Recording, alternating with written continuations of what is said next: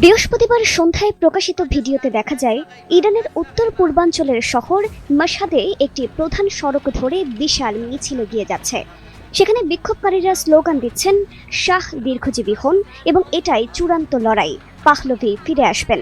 এক পর্যায়ে কয়েকজন বিক্ষোভকারীকে একটি ওভারপাসে উঠে সিসি ক্যামেরা খুলে ফেলতেও দেখা যায়।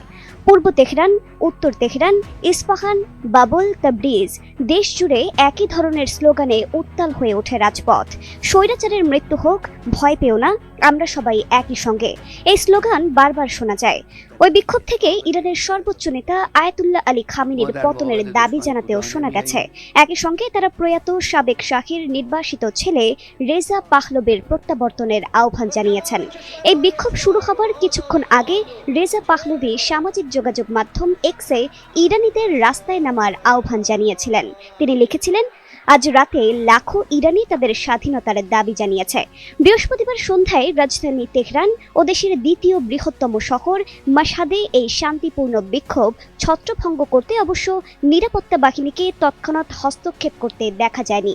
তবে এর কিছুক্ষণ পরই একটি পর্যবেক্ষণ সংস্থা জানায়, ইরান জুড়ে শুরু হয়েছে ইন্টারনেট ব্ল্যাকআউট। ফলে দেশটির ভেতরের পরিস্থিতি সম্পর্কে তথ্য আদান প্রদান মারাত্মকভাবে ব্যাহত হচ্ছে। এদিকে রেজা পাহলভি শুক্রবার রাত ৮টা থেকে আবারও বিক্ষোভ চালিয়ে যাবার ডাক দিয়েছেন।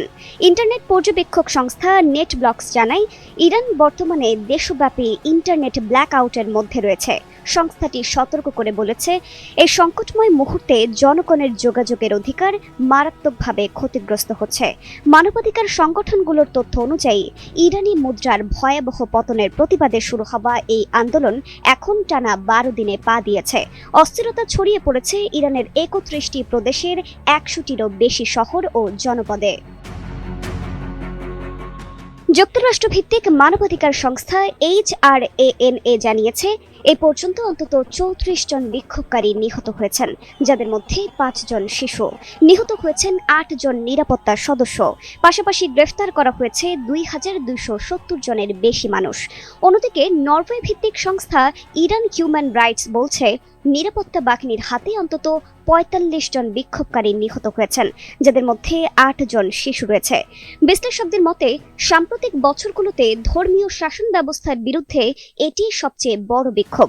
প্রশ্ন হলো, এই গণ আন্দোলন কি ইরানের রাজনীতিতে বড় কোনো পরিবর্তনের ইঙ্গিত দিচ্ছে, নাকি আরো কঠোর দমন পীড়নের পথে হাঁটবে তেহরান?